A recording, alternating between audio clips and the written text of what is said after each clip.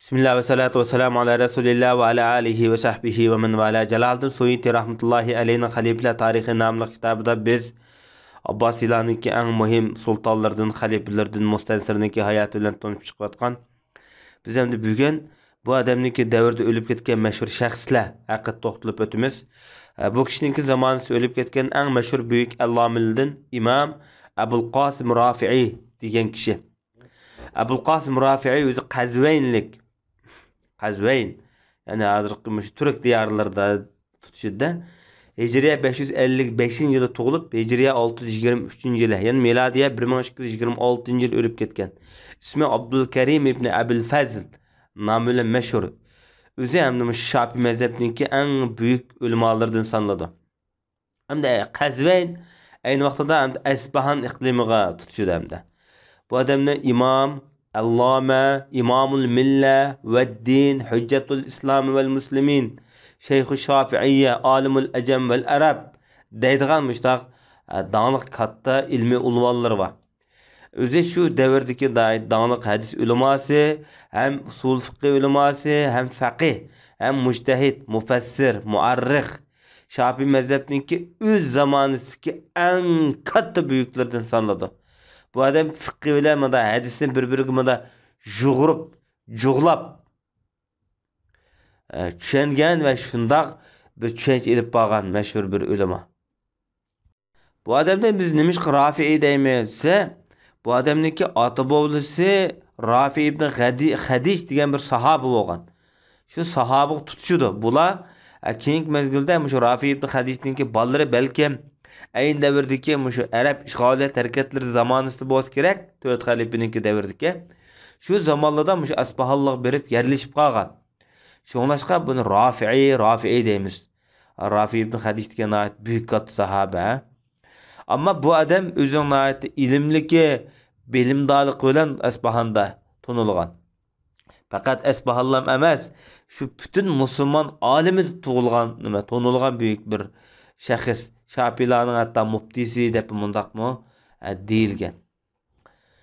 Bu adamniki ustazlarına ait köp okugan ustazları. Hem Şafi mezhepte işki şeyh deydiğim bir atalığı var fıkhi mezhebide. Şafi mezhebinin fıkhisi. Bu yer işki şeyhninki birisi müşkişi şu İmam Rafi'i. Yani birisi Yahya İmam Nevevi rahmetullahi aleyh. Demek işki şeyh dep ayrım bir atalığı berilgide halet boğallığı Şafi mezhebki nispeten elbet qavaqda büyük mujtehid mutlak deyilgen boludu bu adam. Bu adam bu ilim cihettilam bir tonulgan bulmasından özün zahitliği, kemterliği, takvalığı bilen tonulgan büyük ulema öz devirde fatva bergen, hadis ilmini ügetken şu Xurasan elinin büyüklerininki biri. Çünkü bu adamınki şu Qazveyn'de bir fıkıh ayrım, tefsir ayrım, hadiske ayrım işte bir sorunu varken halkısı ders ütüdüğün şu yerde üget etkende.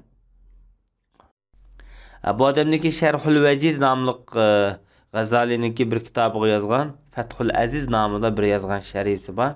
Şu şerhi kitabı ait meşhur. Gazali'nin kitapları bekrek, bu da fıkıh kitapları bekrek şerhi yazganlığı hatırlangan bu adamniki. İkincisi bu devirde ölüp ketken meşhur şahslardan Cemalul Misri diyen kişi. Biz bu kişininki tarifatını tapamadık. Belki bu şu devirdeki Mısır'ın büyük katlılardan boz gerek. Ondan başka bu devirde ölüp ketken yani meşhur şahslardan İbn Ma'zuzun Nahvi diyen kişi. Bu kişinin asli ismi Yusuf İbn Ma'zuzul Qaysiyil Marsi. Abul Haccac kunyasıyla meşhur. Öz devirdeki Arap tilşunaslığının uleması hem grammatik cihetki büyük bir pişiva. Bu adam Endolus'unki bir yeşil aralda tuğulgan. Keyinki mezgilde Mersiye deydiğen bir şehirge ötkülüp ketkeşke şu Mersi deymiz. Bu adamın Şerhul İzah hem Gazali'ninki Zemahşeri'ninki kitabı yazgan bir tenbih namlıq bir kitabı var. Çünkü Zemahşeri'nin Mufessel namlıq kitabı var. Nahvi hakkında. Belki muş kitap yazgan şerhi boz gerek. Bu kishi Hijriya 625-yil ölüp ketganligi xotirlangan. Yani bu miladiya 1228-yilga to'g'ri keldi. Demek bu büyüklerimizmi ilmiy jihatdan töhfisi zo'r deyishga bo'ldi. Bu davrda o'lib ketgan mashhur shaxslardan yana birisi Yaqutul Hamaviy degan kishi. Yaqutul Hamaviyning ismi Yaqut ibn Abdullah al-Hamaviy, Shihabuddin Abu Abdullah deymiz. Hijriya 574-yil tug'ilib, Hijriya 626-yil o'lib ketgan. O'zi ensiklopedilik büyük katta bir adib. Bu odamniki asli kelib chiqishi Rim tarafdan. Mush edebiyat qınayet qiziqqachqa bu adam keyin edebiyat sohasida nayati ko'p tonilgan. Bag'dodda yashagan, Bag'dodda o'zining ismini Abdurrahmon deb o'tirgan. Bu odamning eng mashhur kitobi Mu'jamul Buldan.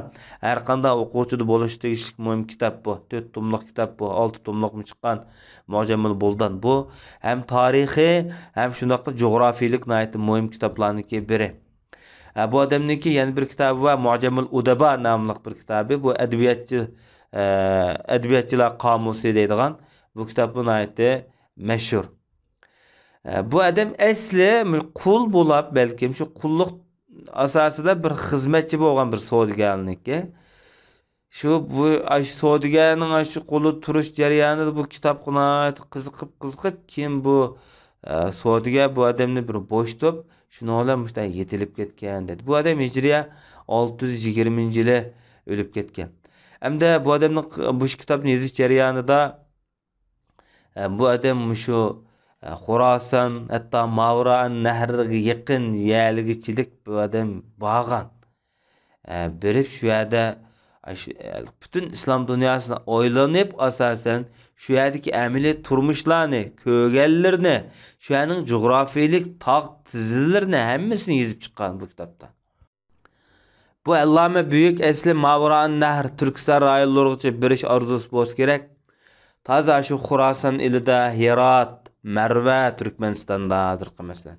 Şu diyarların oylanıp Xorasanning coğrafiyalik avanı tekşürüp kitap yazıvatkan paytlarda Moğollar bastırıp kelganda, Moğollar bastırıp kelgan vaqtda bu adam darhol qochib kelgan. Qochib, Halepga qochib kelib, shu Halepda o'zining kitobiniki oyog'ini shu yerda yezib qoldirgan. Bu davrda o'lib ketgan yani mashhur büyük allamildan İmam Sakkaki rahmetullohi alayh Miftah nomli, yani Talxis nomli balog'at kitobniki avtori. Sakkakininki ismi Yusuf ibn Abi Bakr Sakkaki deymiz. Hijriya 555-yil tug'ilib, Hijriya 626-yili, yani miladiya 1229-yil o'lib ketgan. Bu arab tilini aytib yaxshi biladigan, arab adabiyatiga aytib pishiq odam. Bu odamniki asli tegib kelib chiqishi Xavarzmdan, hozirgi O'zbekiston diyoridan-da. Sirajiddin Abu Yaqub Yusuf ibn Abi Bakr Sakkaki deymiz. O'zi Hanifi mazhabda bu odam. Lekin 626-yili, miladiya 1229-yili Olmaliqning mashhur Kanit yezlaridan Kant deydigan bir yezda qishloqda o'lib ketgan debdi. Yusuf Sakkakiniki qabrisi hozirgi shu Qo'rg'as doirasida. Yani bu yerdagi Kanit degan gap bilan Qo'rg'asniki nimisida ismida biroz o'xshashlik bor. Nimishqa deganda bu Yarkent hozirgi nimidagi Yarkent shu Qozog'istondagi Yarkent. Qozog'istondagi Yarkent bilan Qo'rg'asniki zemini bir tutash ili vodisi bu. Ayni vaqtida unda chegara yo'q. Demak Qo'rg'as degan ism texi yaqinqi ism bu. Bu Yusuf Sakkaki o'lib ketgan vaqtida Qo'rg'as deydigan nom yo'q. Shunlashqa mush Yarkent degan nom qadimdan bo'lishi mumkin, vallohu alam. Shunga bu yerda Kent yezdi o'lib ketgan deyilgan. Balkim Yarkentdagi yar bo'lmagan taqdirdami Kent degan so'zi azaldan bo'lishi mumkin bu yerda. Bu odamniki shu Miftahul Ulum nomli kitobini aytdi, mashhur. Uningdan boshqa fors tilida yozgan Tilsim nomli kitoblar bor. Risala fi ilmil munazara nomli kitobi bor. Bular bu kitobini aytdi, mashhur bo'lsa kerak. Demak, İmam Sakkaki rahmetullohi alayh bütün Türkistan rayonining, Türkistan diyarının cümleden Uygurlarınki büyük bir allamisi deyishki bo'ladi. Bu davrda o'lib ketgan mashhur yana bir shaxslardan Ibn Qatton al-Fosi yoki Abul Hasan ibn Qatton ismi bilan mashhur bo'lgan zot. Hijriya 562 yil tug'ilib, Hijriya 628 yili o'lib ketgan. Bu odam o'z davridagi donglik muhaddis. Tigi shu Qo'rtabilik. Lekin kim pastda yashagan, past hozirgi Marokashda, Marokashda uzun mezgil tug'an. Chunki Marokash hamda azaldan islom dunyosiniki mag'arib tarafidagi mashhur bilim o'choqlariniki biri. Chunki bu odam Muvahhidillah podshohligiga yaqin tug'an. Kim bir sinoqqa duch kelib, bu odam xo'rlanib Marokashdan chiqib ketgan. Keyin qaytib kelgandan keyin Sijil Masaning qoziligini qilgan. Sijil Masami hozirgi Marokashda. O'lib ketgan qadar shu Marokashda Sijil Masa tug'an. Bu odamning ustozlari munoyati ko'p. Demak, shu davrga nisbatan hadis ilmida ko'rsatgan tuhfasi zo'r deyishki bo'ldi bu odamniki. Bu odamning Ahkamul Jinan, Masailul Ijma, Naqavul G'ilal va Naf'ul Ilal qatorli kitoblari bor. Bu odamniki masalan shu İmam Zahabi rahmetullohi alayhiniki bergan bahasi bo'yicha ilbetqa vaqtida bu odamning kitoblaridan biz zakiyligini, zehnning yorug' ekanligini, ko'zning o'tkir ekanligini biz his qilib oldik deb shunaqa degan yozgan kitoblarda. Bu davrda o'lib ketgan mashhur shaxslardan Yahya ibn Mu'ti degan bir odam, ya'ni nahv ilmida Alfiya nomli bir kitobi bor. Bu kishiniki İbn Mu'ti Zavavi deymiz, ya'ni Yahya ibn Abdul Mu'ti asli ismi bu odamniki. Mashriq va Mag'rib tarafda Ibn al-Mu'ti Nahvi, Zeynuddin degandek laqamlar bilan tanilgan. Bu Ibn al-Mu'ti shu Jazoirniki sharqidagi Zavava deydigan bir o'lkada, hozirgi Joya deymiz, Bijoya degan. Aljeriyada shu yerda tug'ilgan 564-yili. Bu nahv ilmida bir 1000 misralik bir kitob yozgan. She'ri qofiya bo'yicha. Shuningdek bu odamni Alfiya, ya'ni Ad-Durarul Alfiya deb qo'ydi bu odamniki bu kitobini. Xo'sh, demak bu odam shu Mag'ribul Arabiyning buyuk ulamolaridan deyishki bo'ladi. Ammo bu zot keyingi mezgillarda shu Mag'ribul Arabiydan Ayyubiylar davlatiniki ostonasi bo'lgan Damashq, Misr, mushta yerlarga kelib, shu Damashqniki masjidlarda nozirlik qilgan, shu yerda dars o'rgatgan. Arab tili, grammatika, adabiyot qatorliq. Keyin Misrga inib kelgan.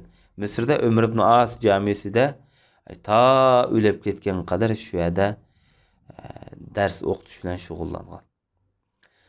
Demak, bu allomimi nurg'un ilmlarga yetilgan, islom dunyosiga ko'p ta'sirlarni qoldirgan buyuk shaxslardan. O'lib ketgan yil sonini 628-yili deyilibdi. Undan boshqa bu davrda o'lib ketgan mashhur shaxslardan Muvaffaq Abdullatif al-Bag'dadi degan kishi. İsmi Abdullatif ibn Yusuf ibn Muhammad ibn Ali. Yani laqimi Muvaffaqiddin Abu Muhammad yoki ibn Lubat degandek ismlar bilan mashhur. O'zi Iroqningki Bag'dod shahrida tug'ilgan, Hijriya 557-yili. Bu odam tigi Mavsillik, Iroqning Mavsillik. Demak, yani Iroqlik degan bo'ladi bu odam. Bu odamning dadisi hadis ilmi, qiroat ilmi bilan shug'ullangan odam ki. Balki dadisining ta'sirida bu odamga katta ulamo bo'lib yetilgan bo'lishi mumkin. Chunki tog'isi shu davrniki bir faqihsi. Demak, bu odamning dadisi, tog'alari bir oila jamoat, umumiylik bir ulamo oilasi. Buning cho'qim bu bolada o'sib yetilishda muhim bir ta'sir bo'ladi, deyishki bo'ladi cho'qim.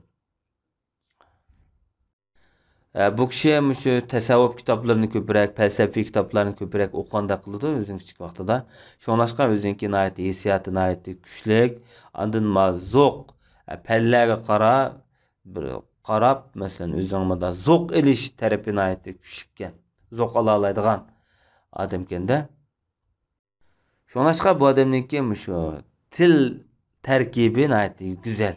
Nemishqa degan vaqtda shu u davrda adabiyotni gullangan, bo'lib qofidash so'zlarni maqomat jihatdan kitap yazadigan avvallardan ayet köp bo'lg'achqa bu odamningki shu bir inqilob paydo qilgan bu Bag'dodi. Bular o'z davrida yeziqchilik uslubida zo'r bir o'zgarish hosil qilgan bir inqilobchi. Bu odamniki mesela G'aribul Hadis, Al-İfade vel İ'tibar qatorliq nurg'un kitoblar bor. Bu davrda o'lib ketgan mashhur shaxslardan Hafiz Abu Bakr ibn Nuqta degan kishi. Abu Bakr'ninki ismi Muhammad ibn Abdul G'ani. Nimishqa ibn Nuqta deymiz desa, bu odamni sababini demabdi. Ham chekitdan bolasi degan bo'ldi hamda. Lekin kunyasi Muayniddin Abu Bakr deb bunda laqamlari shu ekan. O'z davridagi nihoyat mashhur hadis ulamolaridan sanaladi. Hadis ilmini egallash uchun nurg'un safarlarni qilgan shu davrda Xorasan, Arab yarim orli, Sham, Misr qatorliq joylarda nihoyat ko'p yurgan. Hijriya 629-yil o'lib ketgan Bag'dodda, taxi 40 yoshda o'lib ketgan. Buyuk alloma. Xo'sh, bu davrda o'lib ketgan yana mashhur shaxslardan Hafiz Izziddin Ali ibn al-Asir degan kishi. Bu kishi At-Tarix, Al-Ansab, Asadul G'aba qatorliq kitoblarniki avtori. Bu Ibn al-Asir nihoyat mashhur ulamo. Hijriya 555-yil tug'ilgan, Hijriya 630-yili o'lib ketgan. Ibn al-Asir nomi bilan mashhur Izziddin Abul Hasan asli. Tegi mavsulliq. Musulmon tarixchilarning ichida eng katta tarixchi. Ayyubilar davlat davrida yashagan. Ayyubilarningki tarixini yozib chiqqan. Mana bu odamning Al-Kamil fit Tarix nomli kitobi eng yetuk bir asar deyishga bo'ladi. Eng yetuk asar deyishga bo'ladi. Hamda Ibn al-Asir tigi kelib chiqishi shu Shayboniy qabilasidan. Shayboniy qabilasidan. Bu kishki dillamında o'qishga nihoyat erisman. Chunki bu kishiniki okalari, tog'alari hammasi ulamo ayni davrda.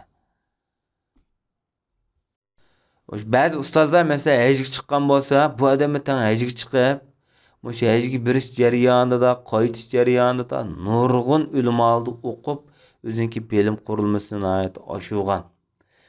Bu odamniki hadis, fiqh, usul, miros, mantiq, qiroat hamma sahada kitoblar bor.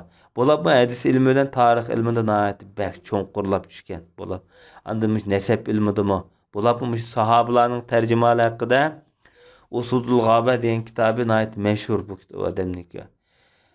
Bu ajoyib mo'lusulliq ulamo. At-Tarixul Bahir deydigan kitoblar va Al-Lubab fi Tahzibil Ansab degan kitoblar bor. Va Al-Kamil fi Tarix degan kitobi 12 tomlik kitob ama bu tam şu insoniyat yaratilgandan tortib Hijriya 628-yilgacha bo'lgan tarix yozilgan bu kitobda. Hem tarixiy kitoblarning ichida Imom Tabari rahmatullohi alayhiniki Tarixut Tabarini mashhur deymiz, to'g'ri. O'z davri qadar mashhur. Imom Tabari rahmatullohi alayhi Hijriya 310-yil o'lib ketgan. Demak, tarix kitobini o'nda sal burunroq tamomlab bo'lgan. Demak, Hijriya 300-yildan keyin tarix yo'q deymiz. Shunaqmi? Bu tarixning oyog'ini kim yozdi? Mana Ibn al-Asir yozgan Al-Kamil fit Tarixda. Ibn al-Asir o'lib ketdi. 623-yilga qadar bu odamniki tarix ma'lumotda 623-yil qadar ratlangan va yozilgan. Bundan keyin tarixni kim yozdi? Buni Al-Bidaya va Nihaya Ibn Kasir yozdi. Bundan keyin kim yozdi? Buni İmam Maqrizilar yozdi, keyingi ulamolar yozdi. Yani tarix ilmi jilsani qarab o'qish kerak buni. Bu odamniki bu kitobi shu arablarniki jahiliyatlik tarixi, andin payg'ambar sollallohu alayhi vasallamning hayotiga munosabatli tarixlar, andin islom ishg'oliyat harakatlari, futuhat, andin mo'g'ullarning tarixi, ahli salib mush mazmunlar nihoyat bakrak keng yoritilib bergan.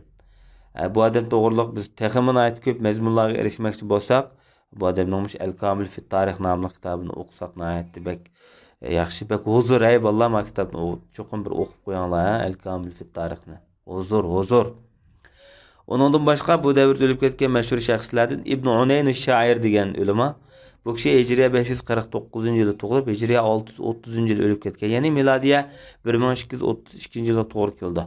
Bu Salahiddin Eyyubilar davri davirdiki büyük şair o'zi Damashq tug'ilgan deyilgan. Hamda şairken biroq bu odam şair bo'lgan bilan tilini aytdi, mehnat. Chunki bu odamniki tilidan hech qanday odam qutulib qolgan emas deydi. Hatta Sultan Salahiddin Eyyubi nima, Melikul Adil nima aytilgan, hajvi qilgan bu odam. Damashqniki nurg'un shu raislarni, kattalarni işte hajvi qilib o'ynaydigan bir ishi bor ekan. Biroq bu odamni ko'p safar qilgan, buyuk allomida qildi. Sham, Iroq, Azerbaycan, Xorasan, G'azni, Xorasan, Mavara, An-Nahr, Turkiston, Hijaz, Damashq hamma yerga borganligi xotirlanibdi. Xo'sh. Bu davrda o'lib ketgan mashhur shaxslardan yana Sayful Amudi deb qo'yamiz. Sayfuddin al-Amudi. Hijriya 551-yılı tug'ilib, Hijriya 631-yılı ölüp ketgan. Sayfuddin Abul Hasan Ali ibn Abi Ali ibn Muhammad ibn Salim deb qo'yamiz. Bu adam o'zi usul fiqh ilmidagi mashhur tadqiqotchi, muhaqqiq. Amud degan o'sha Diyarbakir, hozirgi Turkiyaga joylashgan. Shu yerda tug'ilgan. Ayni vaqtida bu adam shu katta shu ustozlarda qiroat ilmida yetilgan. Keyin Bag'dodga berib, Bag'dodda o'qigan. Bag'dodda Shafiy mazhabini o'qigan, Hanbali mazhabini o'qigan. Oxirida Shafiy mazhabga almashganligi xotirlangan. Keyin Qoyiraga berib, Qoyiradimi dars o'tib, shu yerda mashhur bo'lgan. Lekin hamda bu molla degan bir-biriga hasad qilgan bir xalq azaldan.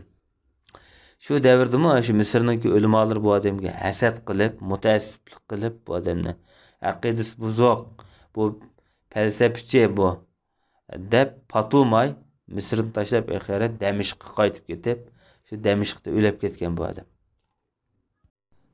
Demak bu zot hamda shu Shafiy mazhab bo'yicha yetilgan dаңliq ahli kalomchi va aqli asarlarniki avtori bo'ladi bu odam. Bu kishi G'azalining ta'siriga bakrak uchirganda qiladi, chunki G'azalining Vasit nomli kitoblarini yodlagan deydi. G'azalining kitoblariga bakrak ahamiyat bergan.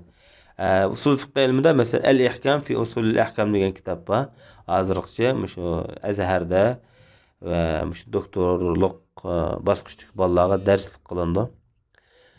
Undan boshqa G'oyatul Maram fi ilmil kalam nomli kitobim bor. Buni hatto bir qism ulamolar bu kishi faylasuf deganchilar bo'lgan. Ibn Abdussalom masalan mush odamniki shogird bo'ldi. Ibn Abdussalom degan Misrdagi sultonul ulamo nomi bilan mashhur kishi u. Shunashqa Ibn Abdussalom deydigan biz tadqiqotning qoidasini biz faqat mush Amudiydin o'rgandik degan. Hech kim buningdek dars o'tmaydi. Dars o'tgan vaqtida bir xutba o'qiyotgandek shundoq dars o'tadi degan.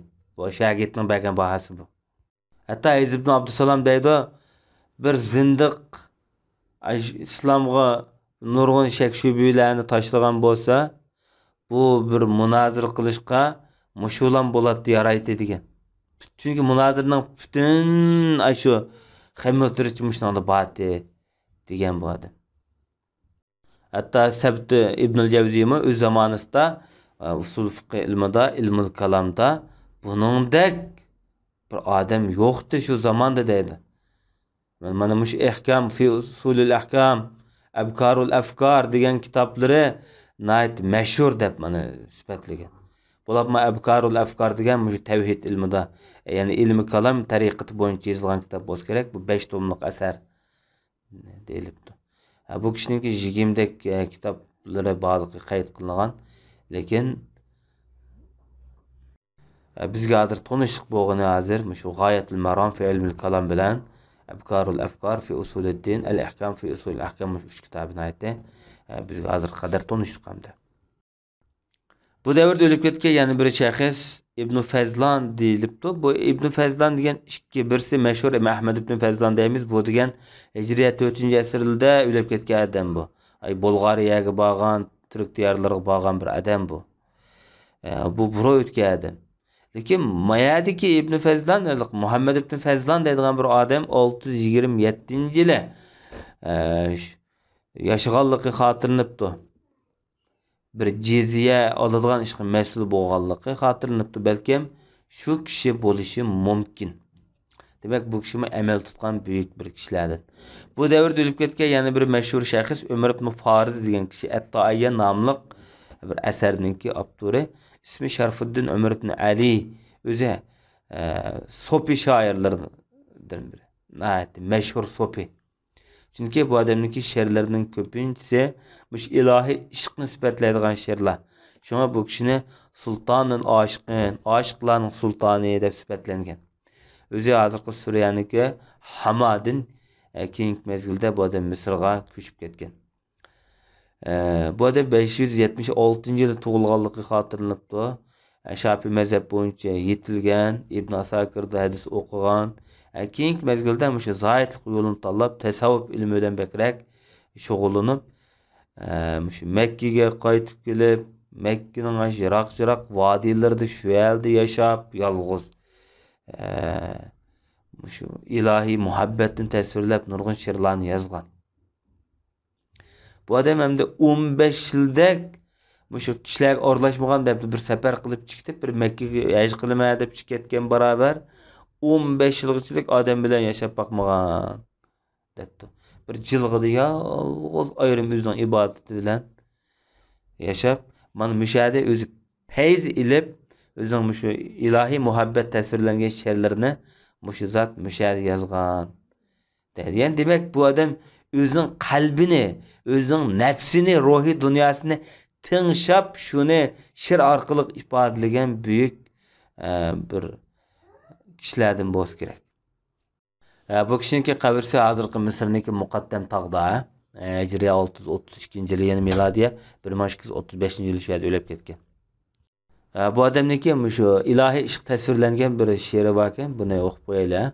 Sharibna ala zikril habibi mudamatan sakirna biha min qabl an yukhluqal karamu lahal badru ka'sun wa hiya shamsun yudiruha hilalun wa kam yabdu idha muzijat najmu degan she'ri. Bu davrda o'lib ketgan mashhur shaxslardan Avariful Ma'arif nomli kitobninki avtori İmam Shihabuddin Suhravardi degan kishi. Abul Futh Yahya ibn Habish ibn Amiri Suhravardi. Farsda Shihabuddin deymiz debdi deyilibdi. Bu zot o'zi shahid qilib o'ldirilgan. Bu kishi Avariful Ma'arif nomli bir kitobni yozgan. Bu kitob tasavvuf ilmida, ya'ni hozirgi Sahrivardi tariqati va shu tariqatninki peshvosi deyilibdi. Bu Sahrivardilarni yomon ko'p, ammo bu Shahobiddin boshqaroq mava. Bu zatmi Shafiy mazhab bo'yicha yetilgan bo'lsa-mu, hozirgi mush Ironninki Sahrivar tarafda tug'ilib, keyin mush tasavvuf ilmi bilan shug'ullanib, keyin Halab, Bag'dodlarda yashab, islom dunyosida zo'r bir olqishga erishgan bir kishi. Ammo bu kishi kimning qo'lida o'ldirilgan degan vaqtida Salohiddin Ayyubiyning zamonasida Salohiddin Ayyubiyning buyrug'i bilan o'ldirilgan. Chunki bu odamni bir qism tuhmat qo'li chiqib, buning aqidasida masala va bolalarni dindan chiqarmoqchi degan. Belkim Salohiddin Ayyubiyning bolasi shunda o'qigan bo'lishi mumkin. Shunda bu Halab qal'asida o'ldirilgan debdi. Ammo bu odam o'z davrida ham faqih, hem dağınık tasavvufçi, hem felsefçi, hem mantıkçı, muşu ilimlerde bekrek mi? Asasen hem de muşu akli ilimlerde bekrek yetilgen deyilipti. Fıkıh ilimlerde şundaq. Bu adamniki hem de ölümü sebepçi boğan taraflarını İmam İbn Kesir rahmetullahi aleyhi sübhetlep, burunqılarınki, yani muşu burunqı Buddizm deymiz yoki bayırınqi dinsiz feylasuflar deymiz. Muşularniki felsefelerini bekrek şug'ullang'achqa mushu ilmlarni mesela o'zining kitoblariga kirgizib tahlil qilg'achqa masalan mush odamning o'limiga sababchi bo'lgan payg'ambarimizniki hadislari ish izlarini asos qilib mangan bo'lsa balkim bunda bo'lmasdi degandarak bir qarashni yoqlab bir xil afsuslikni ifodalagan bu jihatda. Öldürülgen vaqtida ba'zilar qilich bilan o'ldirilgan desa ba'zilar ochliq bilan o'ldirilgan deyilibdi. Qolgan vallohu a'lam. Bu odamniki aqidaviy masalasida nayt nurg'un o'xshamagan ko'z qarashlar o'tirg'a chiqqan. Hatto bu Ismoiliya mazhabi deydi. Fikrimi, e'tiqodimi shu mazhabni qo'llaydi deyuvchilar bo'lgan. Ya'ni demak bu odam to'g'riliq ixtilof nayt ko'p deyishga bo'ldi. Bu davrda o'lib ketgan mashhur shaxslardan Buha ibn Shaddad degan kishi Buhaiddin Yusuf ibn Rafi ibn Shaddad el-Mavsili. Yani ibn Shaddad nomiyle meşhur. Hicriye 539 yıl tug'ilib, Hicriye 632 yıl ölüp ketgan. Miladiye 1234 yıl to'g'ri keldi. O'zi Salahiddin Ayyubiniki zamonidagi dаңliq tarixchi, qozi va olim deyishga bo'ladi. Chunki bu odam Salahiddin Ayyubiniki zamonida shu bosqichni qalamga ilib tarixini yozib qoldirib ketgan bu odam. O'zining kichik vaqtida Qur'on hadislarni shu Bag'dod Mavsilda o'qigan, keyin Bag'dodga borib Bag'dodda o'qigan, keyin Mavsilga yana qaytib kelgan. Bu ilm qurilmasi qilib pishib yetilgandan keyin Salahiddin Ayyubi bu odamniki shu yozmalarga bir xil qiziqib, keyin buni askar qozisi qilib belgilagan. Askar qozisi belgilab. Shu Oka masalan, Ersub deydigan hozirgi Isroiliyaning kontrolligidagi Sepilla muasir gelinayotgan vaqtida Ayyubiylar tarafdan bu odam shu yerda pa. Shunashqa bu odamniki Vaqa'iq Hayya min al-Hamlat Salibiyat Salisa nomli kitobi bor. Ya'ni naq o'zi ko'rayotgan narsani yozgan bu odam. Demak bu odamniki bu kitobini o'qish tegishli kitob, chunki naq maydon ko'rib yozgan ish degan tarixni bu boshqacha bir avval. Ondan başqa hamda bu odamniki An-Navadir Sultaniya vel Mahasin al-Yusufiyya degan kitobi bor. Bu yani Ayyubiylar davlati haqidagi nayt mashhur kitob. Bu kitobi hozirmi islom dunyosida naytda mashhur. Al-Barahin al-Ahkam nomli fiqh haqida yozilgan, Fazoil Jihad nomli kitoblar bor. Demak bu odam ilmiy jihatdan ham askariy ham siyosiy jihatdan nayt zo'r tuhfa ko'rsatgan mashhur shaxs deyishga bo'ladi bu odamni. O xo'sh, o'zini aytdi adib, fozil, Qur'onni ko'p o'qiydigan tajvidlik, podsholarning huzurida aytib yuz topgan odam deyishga bo'ladi. Lekin bu odam oxirgi umrini asosan o'zining shu ilm o'g'itish, o'qitish ishlari bilan shug'ullangan Halabda. Buni taqvo o'tgan odamki nimishqa degan vaqtida bu odam oxirgi mezgilda issiq bir kapidlam yashaydi ekanda namozga chiqish ulab qolsa bek issiq bo'lmasa tala chiqolmaydi ekan chunki burni so'qoq o'tib ketsalam og'rib qoldi ekanda bu odam davomli issiq yotadi ekan shu kapisda boshqa tarixchilar debdi namozga mushtoq tursak cho'kidek edi pochqi dedi nayt ojiz bek uruq shunda bo'lib ketgan bu odam deb yani shunda bo'lsa yana o'zinki shu dars o'qitishni faqat to'xtatib qo'ymagan deyilibdi. Halabda o'lib ketgan shaxs bu. Alloh rahmat qilsin. Bu davrda o'lib ketgan yana bir mashhur shaxslardan Mavludun Nabvi nomli bir asarning avtori Abul Abbas al-Azafi degan kishi, Ahmad al-Azafi Sibti deymiz. Hijriye 557 yıl tug'ilib, Hijriye 633 yıl, yani miladiye 1236 yıl o'lib ketgan. O'zi Mag'riblik, yani Marokashlik qozi, muhaddis, faqih sanıladi bu odam. Tigi endi shu Yaman arablardan. Chunki Yamanlik arablar ayni vaqtida bu shu Mag'ribul arabiylik islom uchun berib shu yerda qolib qolgan. Shunashqa arab tili bu diyorlardan aytib ko'p taralgan. Marokashniki dаңliq ulamolarda o'qigan, qozilarda o'qigan, hatto shu 7 xil qiroatni 20 qatim xatm qilgan deydi. Abi Muhammad ibn Ubaydullah al-Hajari degan ustozda. Bu kishida ham Muvatta nomli kitobni shu Abdullah ibn Vahbning rivoyati bo'yicha o'qigan. Bu kishi ilmi jihatdan zo'r tirishchanlik ko'rsatgan buyuk shaxs. Bu adamningki bir qism kitoblarining bog'liqi xotirlangan. Masalan, Diomatul Yaqin fi Ziomatil Muttaqin, Minhajur Rusukh ala ilmin nasikh vel mansukh qatorliq va kaza. Sibti degan hozirgi Ispaniyaning Mag'ribning jo'grafiyalik jihatdan Mag'ribning zemini. Ammo idoraviy jihatdan hozir Ispaniyaning ihtilolidagi joyi shu Sibtada o'lib ketgan. Bu davrda o'lib ketgan yana bir mashhur shaxslardan Allama Abul Xattob ibn Dihya degan kishi. Abul Xattob Umr ibn al-Hasan deb mundaq atiladi. Hijriya 544-yilda tug'ilib, Hijriya 633-yil o'lib ketgan. Bu zatmi shu Andalusdagi buyuk hofizlardan, katta ulamolardan. Bu odamni nimishqa Dihya deymi desa, Dihyatul Kalbi deydigan bir sahoba tutishdi bu odam. Shunglashqa bu odamni Dihya deymiz. Bu odam yani bir nasabdan Dihyaga tutishdi, bir nasabdan İmam Hüseyin ibn Ali'ga tutishdi. Shunzun nasabayn deymiz. Yani ikki sahabiga tutashgan. Dihyatul Kalbi sahabalarning ichidagi nihoyat danglik, chiroyli bir qamlashgan sahabiyatida Jibril sallallohu alayhi vasallam nechqitim shu kishining sibtida kelgan. Bu zat hamda mush hadis ilmida tonilgan, arab tili grammatikasida, andan mush arablarning tarixini bilish jihatda nihoyatda o'ziniki talanti va buyuk bir shaxslardir. Bu odam mush Andalusda, Marokashda, Misrda, Shamlida, Iroqlida nurg'un yil kezib yurib, shu yerda o'qib, oxiri o'zining ilmini shu yerga ilib ketgan buyuk bir shaxs. Bu zatninki nurg'un kitoblari var. Mesela At-Tanvir fi Mevlidil Beşer'in Nazir, El-İbtihaj fi Ahadisil Mi'raj qatarliq, El-Mutrif min Eş'ari Ahlil Maghrib qatarliq, Tarihil Umam fi Ensabil Arab vel Ecem qatarliq.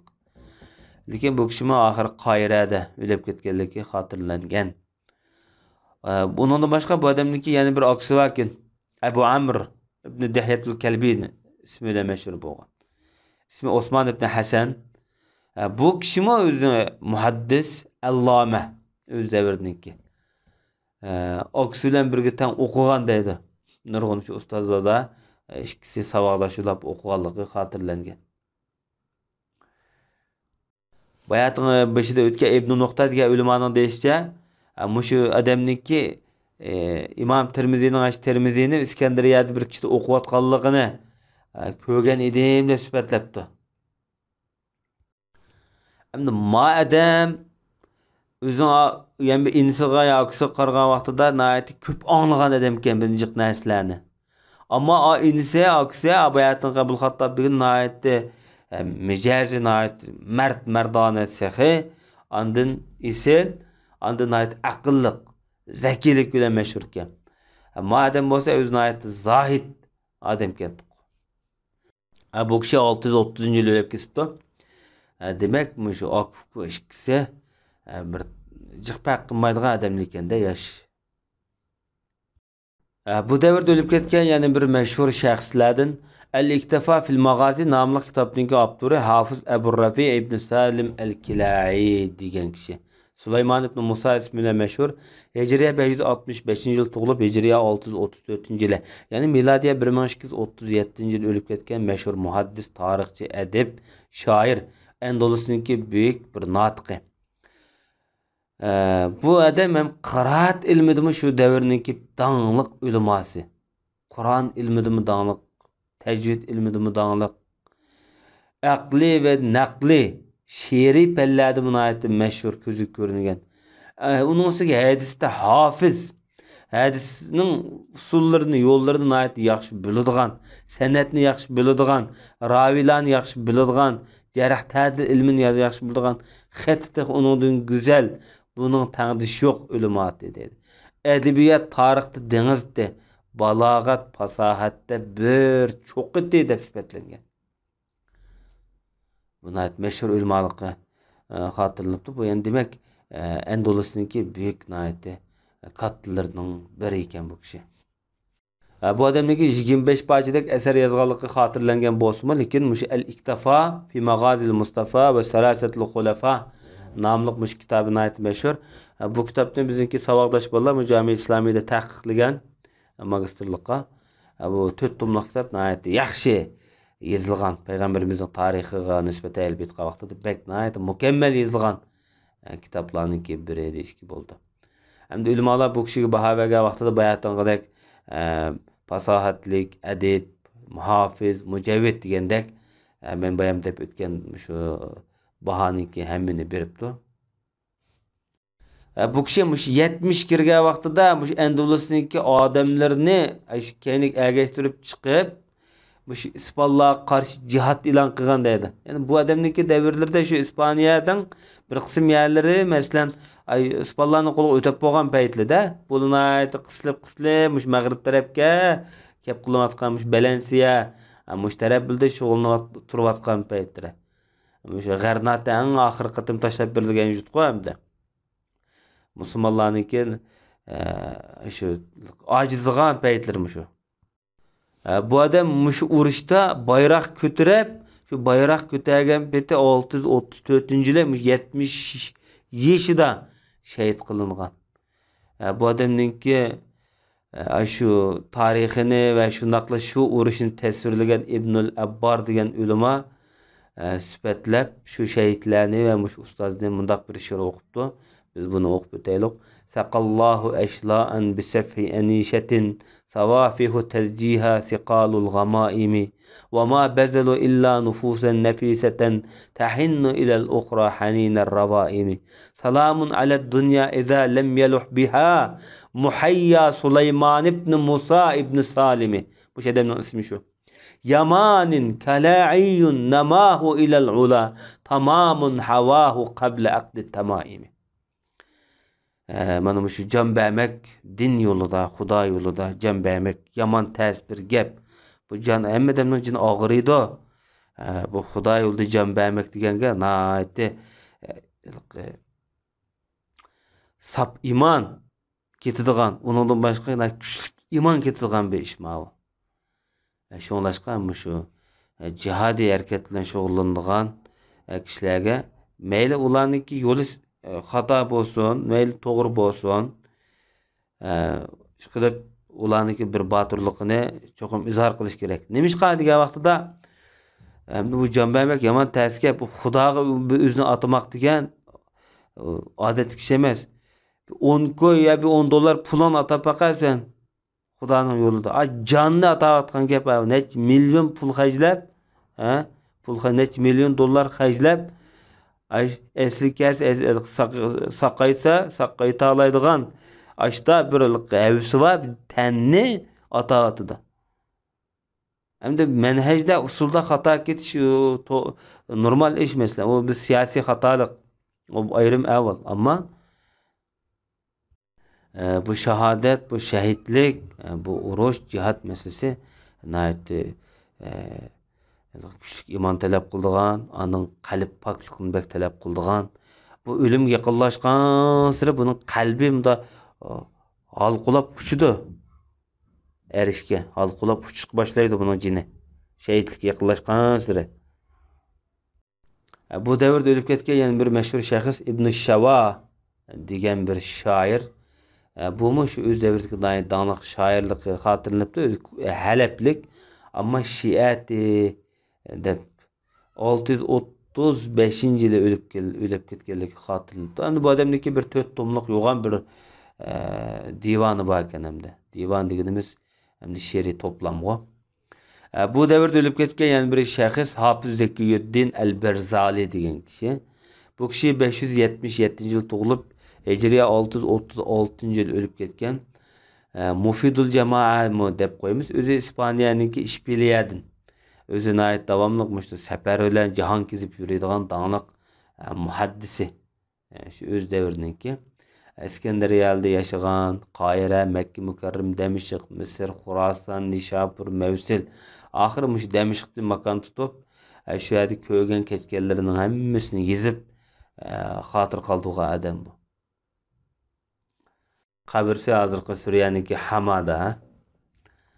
Bu davrda o'lib ketgan mashhur shaxslardan Jamolul Hasiri degan kishi. Hanifiy mazhabniki büyük peşvalardan Jamoluddin Abul Muhammed Mahmud ibn Ahmed ibn Abdüsseyyid el-Bukhari.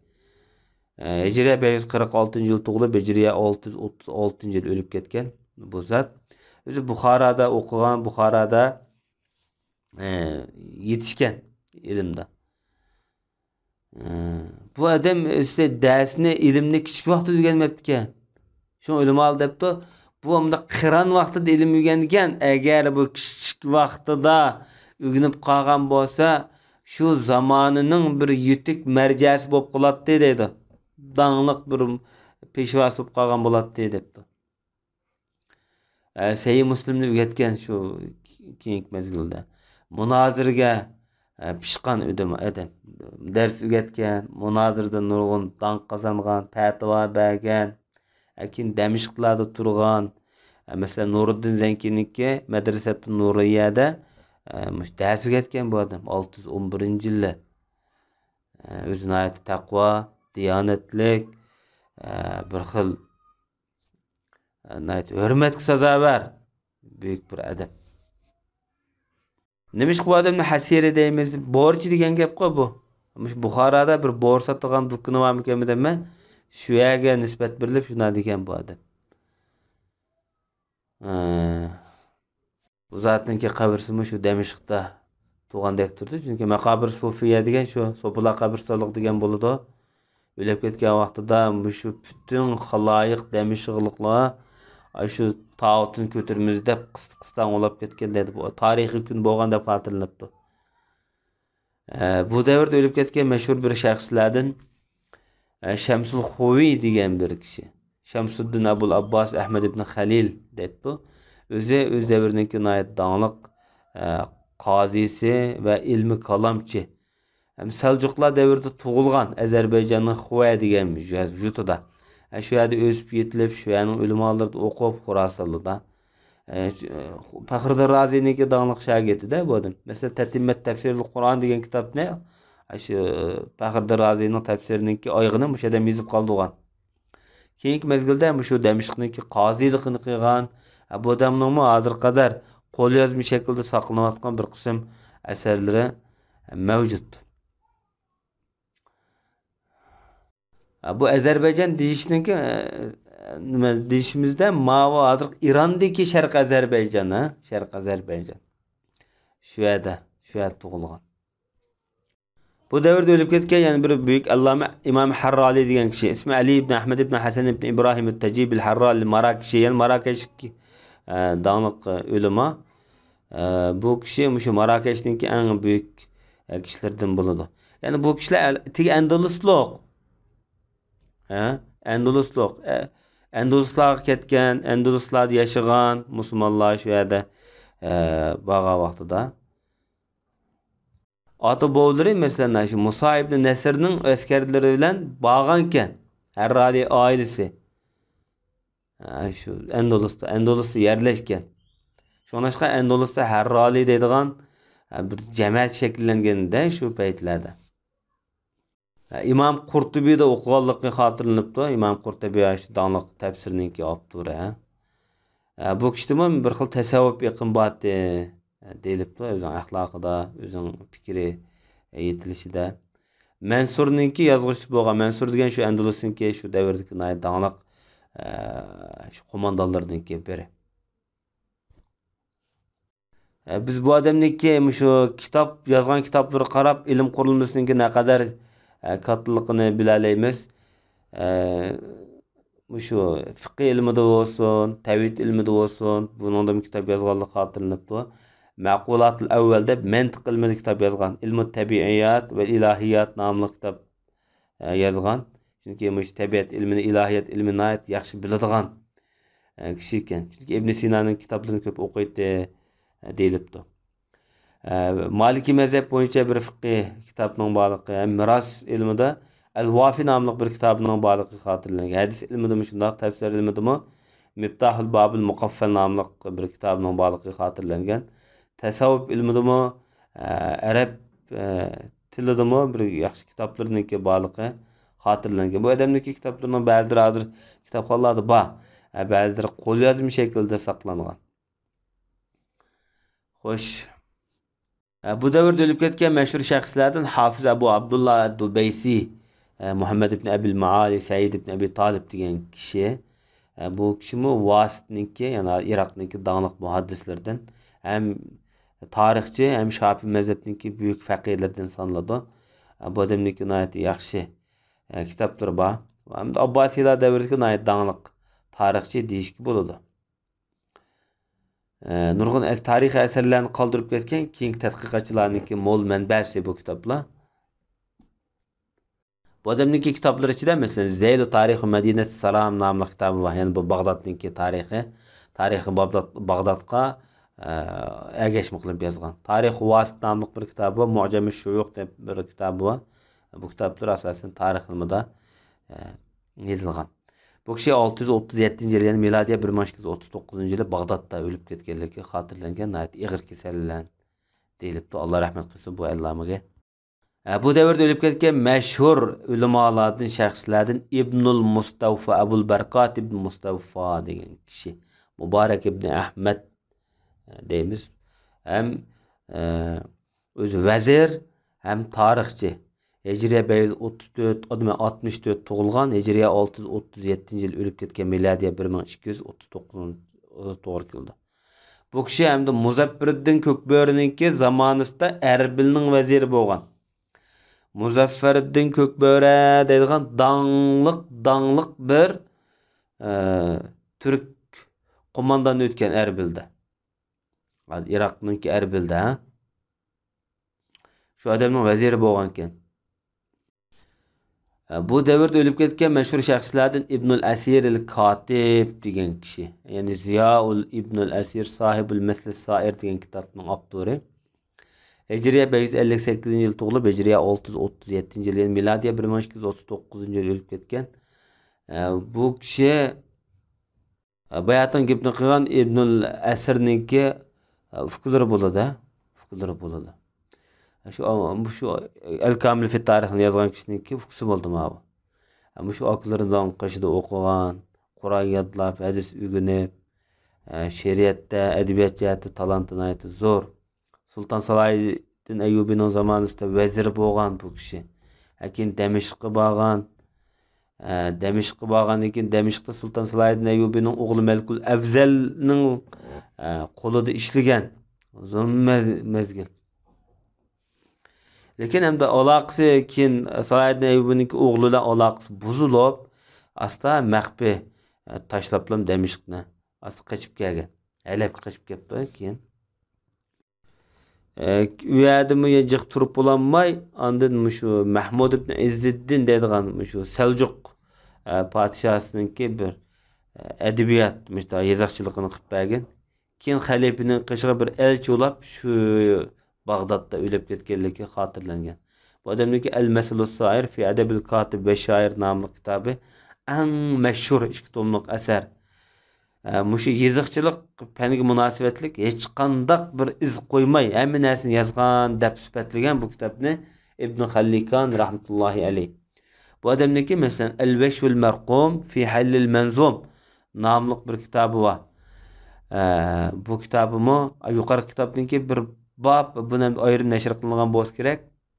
Undan boshqa Kifoyatut Talib fi naqdi kalami shoir vel katib, Al-Miftahul Mansha li hadiqatil ansha degandek. Hamma asosan shu adabiyot sohasiga, yoziqchilik sohasiga qarta yozilgan buyuk kitoblarning biri.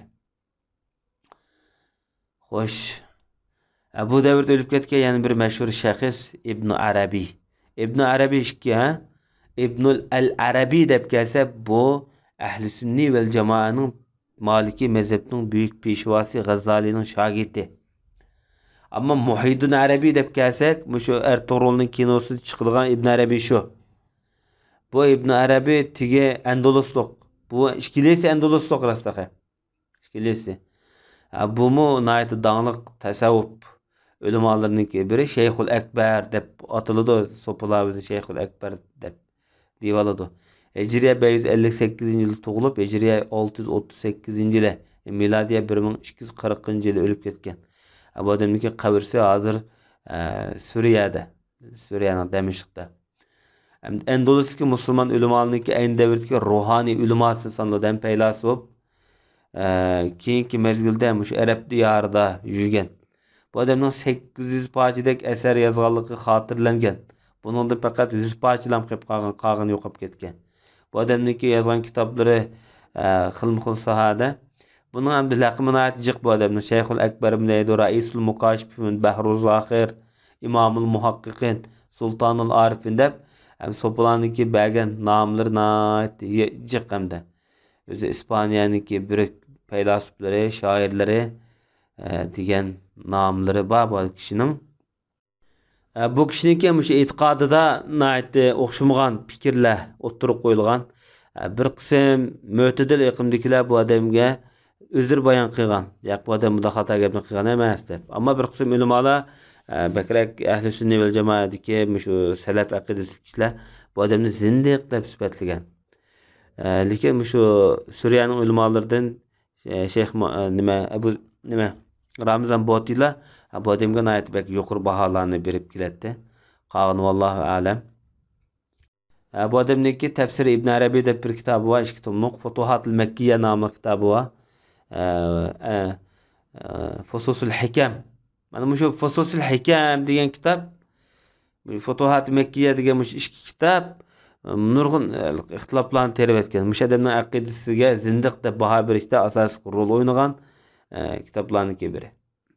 Mesela burunqi salaf ulamolardan mesela İbn Hajar Asqalani, Ebu Hayyan el-Endulus, Taqiyuddin Subki, İbn Taymiye mesela, İbn Khaldun, İmam Zahabi rahmetullahi aleyhler bu adamga sal toza zindiq degandek nomlarni berdi bu jihatda.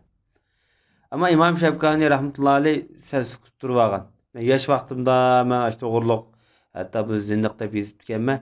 Men hozir men bu so'zimni yandim deb men jim turib olgan, sukut turib olgan. Ya u yan ya bu yan deb turmaganda. Mesela İbn Abidin Hanefi deymiz Durul Muhtarning avtori. İmam Suyuti rahmetullahi aleyhler mesela, Feyruz Abadiler, İbn Abdüsalam qatorliq ulamolar mesela İbn Hajar Haytamilar bular bu adamni sal qo'llab bu adamniki kitoblari bir atalg'uluq, istilohliq ya'ni bir xil ma'vo simvollik so'zlar bor degandek bir qarashlarni yoqlab bu kishilarni oqlashga ko'p tirishgan. Imkon bor bu odamniki kitoblarini tushunamagan ahvolda o'qimagan yaxshi. Şuna Celaleddin Suyuti'ninki Tenbihul Gabi bi Ta'ribati İbn Arabi nomli kitobi var. Tenbihul Gabi. Bu hem de tarixdagi bir talash tortishga sabab bo'lgan büyük bir shaxs. Xo'sh. Bu davrda o'lib ketgan mashhur shaxslardan Kamal ibn Yunus degan kishi Tanbih nomli kitobni sharhlagan. Bu kishi Hijriye miladiye 1242 yılı ölüp ketganligi xotirlangan. O'zini aytganlik astronomiya, ximiya, matematik o'z davridagi hem shar'iy pallarda munoyat yetilgan büyük bir feylasuf, bir tabib. Iroqniki Mavsulda, Bag'dodlarda shu yerda yashagan.